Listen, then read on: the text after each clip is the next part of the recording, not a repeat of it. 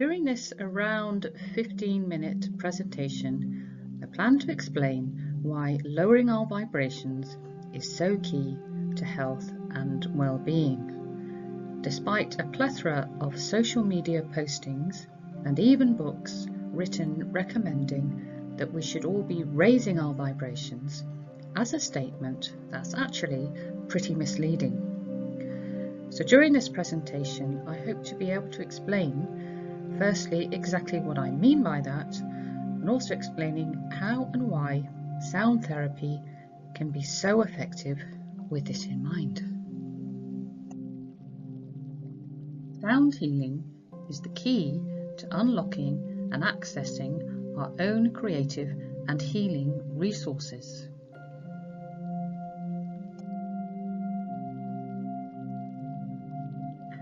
So firstly, to help to clarify exactly what sound healing is and how it works, I've included this quote, which I also regularly see popping up in various social media forums that I follow in relation to the world at large.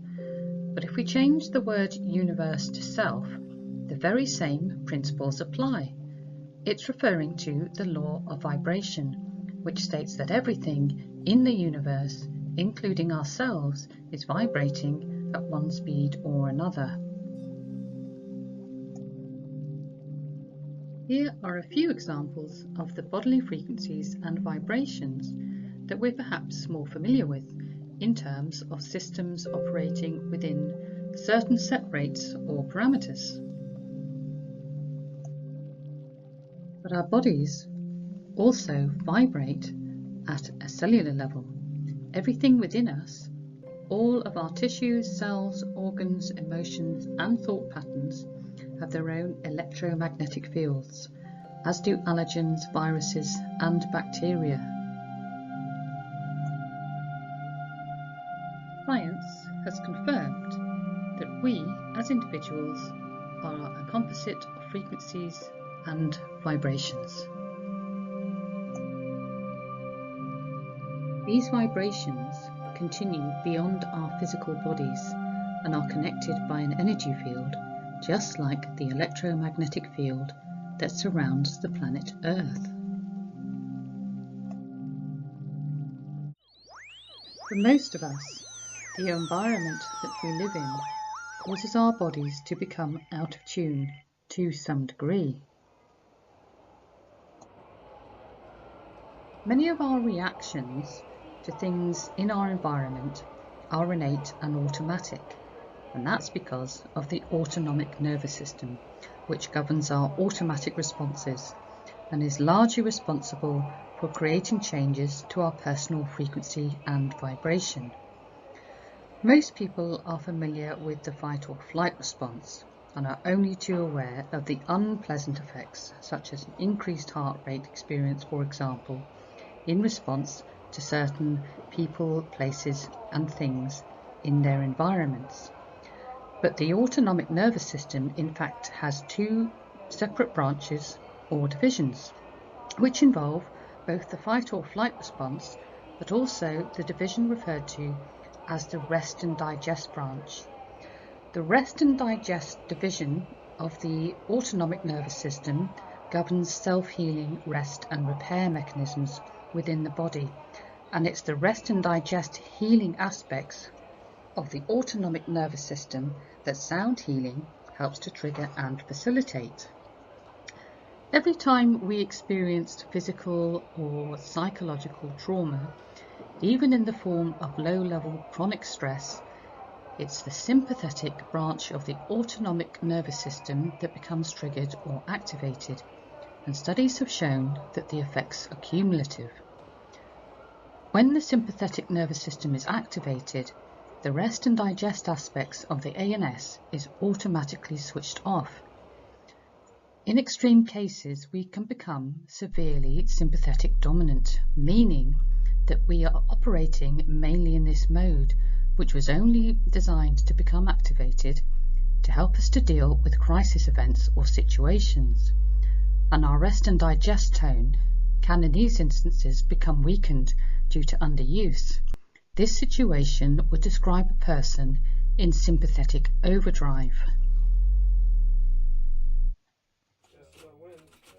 The increasingly fast pace of day-to-day living, despite all the technology that was supposed to make life easier, has resulted in a culture of people who are more stressed than ever.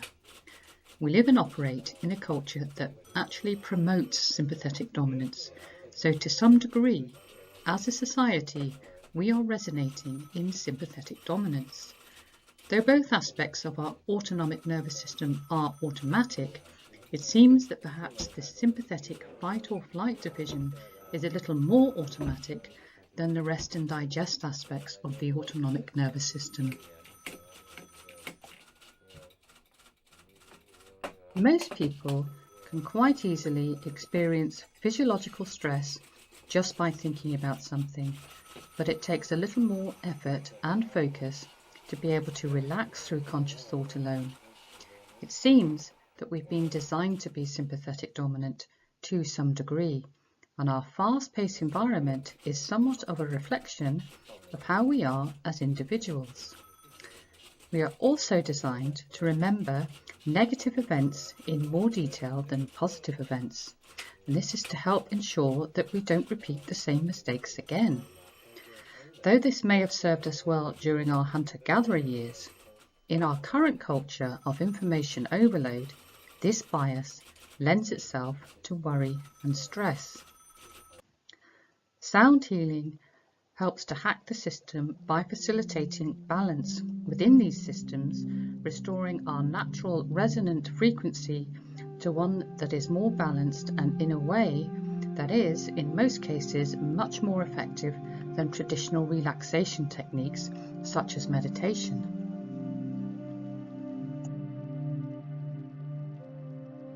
So, as already mentioned, the autonomic nervous system has a direct effect on various organs such as the heart and lungs, causing our heart rate and breathing rates to change automatically in response to certain stimuli. Automatic changes in frequency also occur within the brain itself. So in this slide, an overview of the 5 main brainwave states measured in Hertz or frequencies per second is highlighted. As a collective, we generally tend to spend far too much time in beta state. Beta state, which involves concentrating on complex tasks, is great for getting things done, but can predispose to disease when not balanced with enough lower, more relaxed, restorative alpha and theta states. Delta brainwave states include sleep, so unsurprisingly, getting enough quality sleep is another key component to general well-being. The benefits of being able to access lower brainwave states, particularly those around the lower end of alpha and upper end of theta, even for short periods, are multifaceted and can be quite amazing. Hemisync, which refers to being able to access both left and right, logical and creative aspects of the brain in unison, is thought to occur whilst in alpha state. The Monroe Institute, who patented the term hemisync, describe alpha brainwave state as the gateway to your subconscious mind. Many of the greatest scientific discoveries in history, including that of the theory of relativity, are reported to have been inspired whilst in lower brainwave states. So just to recap on the 5 main brainwave frequencies, it seems that the border between alpha and theta is where the magic happens. The Monroe Institute found that hemisynchronization is optimized around this level. The gamma state, which is the realm of insight and expanded consciousness, occurs in bursts, but only whilst in lower alpha states, so arises from being in a lower alpha state.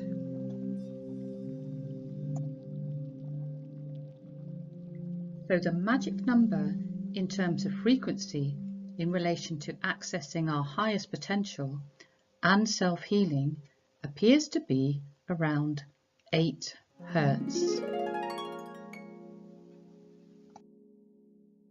Though the electromagnetic frequency of the planet Earth varies in much the same way as that of a human EEG brainwave measurement, the fundamental resonant frequency of the planet Earth, otherwise known as the Schumann resonance, has been measured at being around 8 Hertz. That's 7.83 to be exact. When in lower alpha brainwave state, we are more attuned to the planet and therefore more grounded.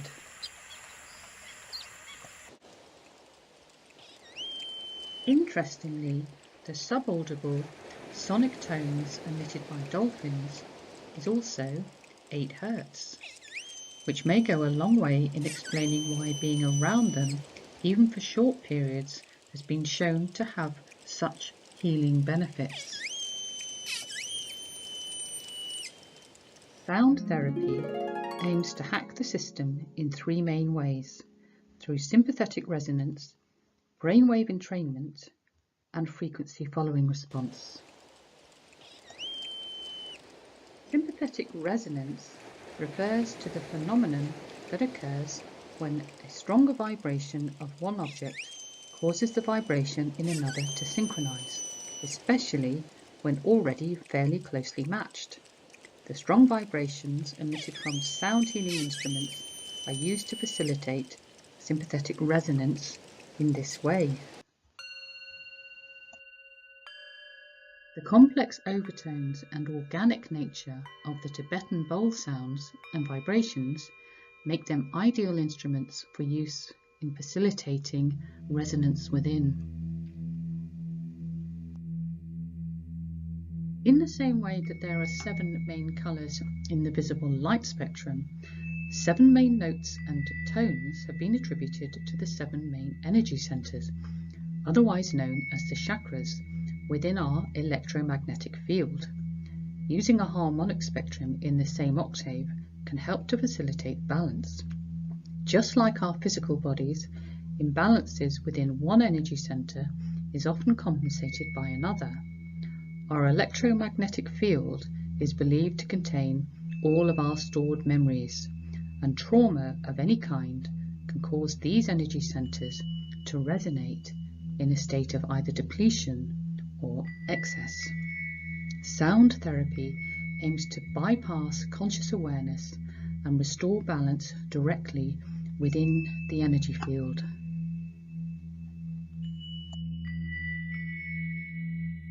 As highlighted on this slide, our 70% water content make us as humans excellent conductive mediums for sound and vibration. In water, the particles are closer together, and sound waves travel 4 times faster in water than they do through air.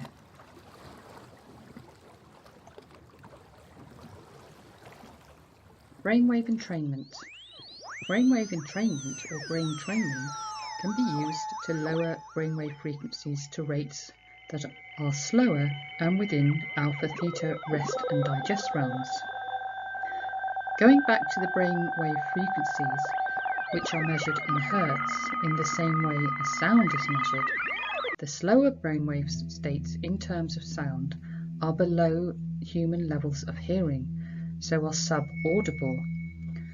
Normal adult hearing ranges from between 20 and up to 20,000 Hertz, so we don't hear sound below 20 Hertz.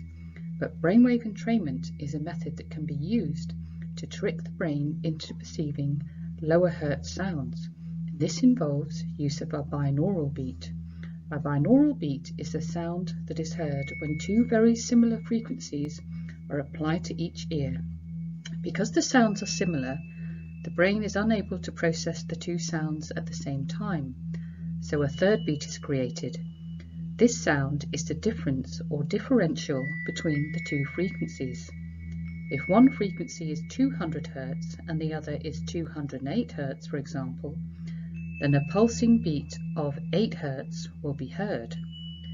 The sound frequency of 8 Hertz resonates or matches with brainwave frequencies within the alpha-theta range, and it's this beat that the brainwaves will begin to entrain or synchronize with. The pure and very specific frequencies of tuning forks make them very effective instruments for facilitating entrainment in this way.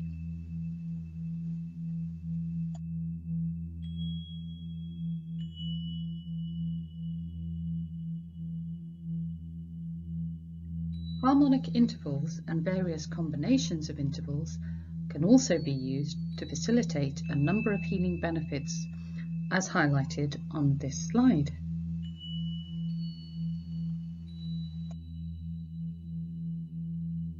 Bones are particularly good conductors of sound and vibration. Various weighted tuning forks have been created for use directly on joints and bones for dealing with a plethora of issues such as joint pain. When applied to the sacral bone, they've been shown to trigger parasympathetic nervous system activation due to the location of nerve pathways in this area.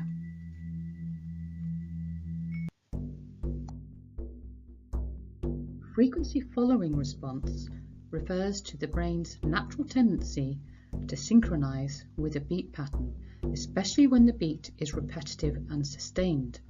This method of altering brainwave state using simple but repetitive beat patterns has been used by shamans throughout the ages, and many modern-day sound therapists are incorporating use of drums in their practice today.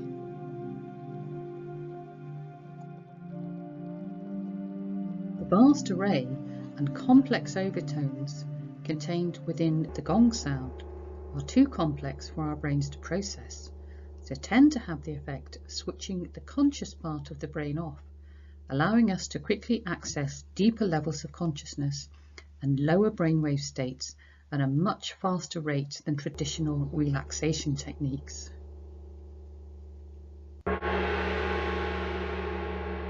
Up until fairly recently, it was believed that we had no control whatsoever over our automatic responses. But research in the field of biofeedback has shown that there are indeed many methods that can be used to help restore balance. Sound therapy, as has been used throughout the ages, has been shown to be one of the most effective methods in restoring balance within our nervous systems and brain hemispheres. Lower your vibration.